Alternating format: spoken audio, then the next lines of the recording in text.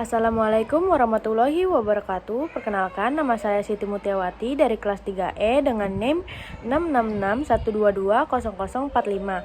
Di sini saya akan memenuhi tugas UTS Manajemen Strategi, yaitu mengenai manajemen strategi DPR RI. Yang pertama, saya akan membahas mengenai visi dan misi DPR RI.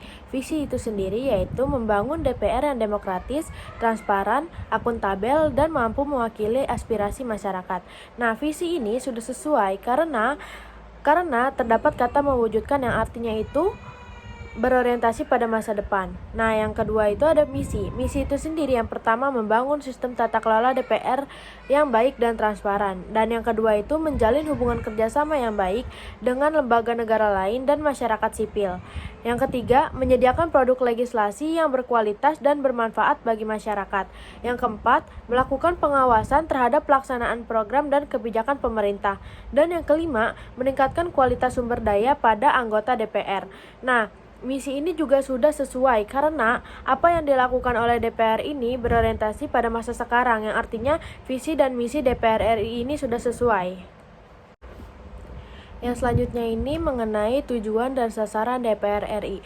Tujuan dari DPR RI itu sendiri menjalani fungsi-fungsi legislasi, pengawasan, dan anggaran dengan baik untuk mewakili aspirasi masyarakat dan menciptakan kehidupan demokrasi yang sehat. Nah, sasarannya itu yang pertama ada meningkatkan produktivitas dan kualitas hasil legislasi yang dihasilkan. Yang kedua, memperkuat peran pengawasan DPR terhadap pelaksanaan program dan kebijakan pemerintah.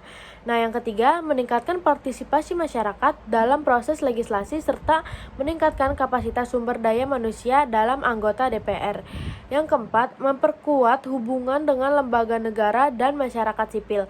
Nah, untuk tujuan dan sasaran ini sendiri sudah sesuai nih, karena tujuan dan sasaran ini mengacu kepada misi dari DPR RI. Selanjutnya ada analisis SMART.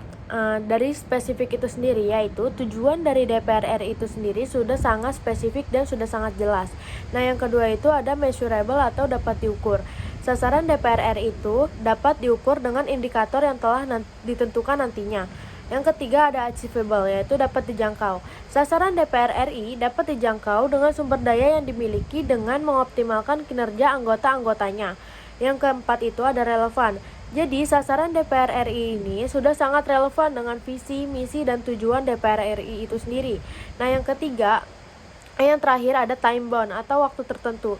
Jadi, sasaran DPR RI itu sendiri sudah memiliki waktu yang ditentukan untuk dicapai, yaitu sesuai periode kekuasaan saat itu. Yang selanjutnya ada faktor internal DPR RI. Yang pertama itu ada dalam aspek kekuatan. Dalam aspek kekuatan ini terdapat 3 faktor internal. Yang pertama itu ada SDM yang berkualitas, yang kedua ada pengalaman dan kapasitas anggota, yang ketiga ada fasilitas dan anggaran yang memadai.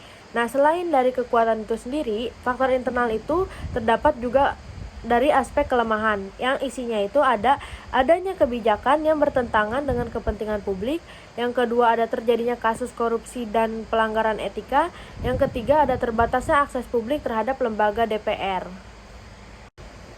Tidak hanya faktor internal, tetapi juga membahas mengenai faktor eksternal dari DPR RI itu sendiri, yang dapat dilihat dari peluang dan juga ancaman.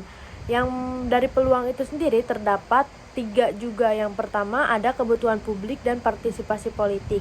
Yang kedua ada kemajuan teknologi informasi dan komunikasi. Yang ketiga ada keterbukaan informasi publik. Nah, dari segi peluang itu tadi. Nah, yang kedua itu ada dari segi ancaman, yaitu yang pertama ada perubahan kebijakan politik, yang kedua ada persaingan antar partai politik, dan yang ketiga ada tekanan publik terhadap lembaga DPR. Nah, selanjutnya ada analisis IFAS DPR RI. Dalam faktor internal itu, yang pertama dari segi kekuatan, yaitu SDM yang berkualitas dengan bobot 0,20, rating 4 dengan skor 0,80. Yang kedua ada pengalaman dan kapasitas anggota DPR dengan bobot 0,15 dengan rating 4 dengan skor 0,45. Selanjutnya ada fasilitas dan anggaran yang memadai, yaitu dengan bobot 0,10 dengan rating 3 dengan skor 0,30. Nah, total kekuatan itu sendiri yaitu dengan bobot 0,45 dengan skor 1,55. Selanjutnya itu dari segi kelemahan. Dari segi kelemahan itu sendiri yang pertama adanya kebijakan yang bertentangan dengan kepentingan publik dengan bobot 0,10, rating 2 dan skor 0,20. Yang kedua itu ada terjadinya kasus korupsi dan pelanggaran etika. Yang pertama itu ada bobot 0,20, rating 2 dengan skor juga 0,40. Selanjutnya itu ada terbatasnya akses publik terhadap lembaga DPR dengan bobot 0,10, rating 3 dengan skor 0,30 dengan total kelemahan 0,40 dan skor 0,90. Jadi, total skor IFAS itu ada pada bobot 0,85 dan skor 2,45.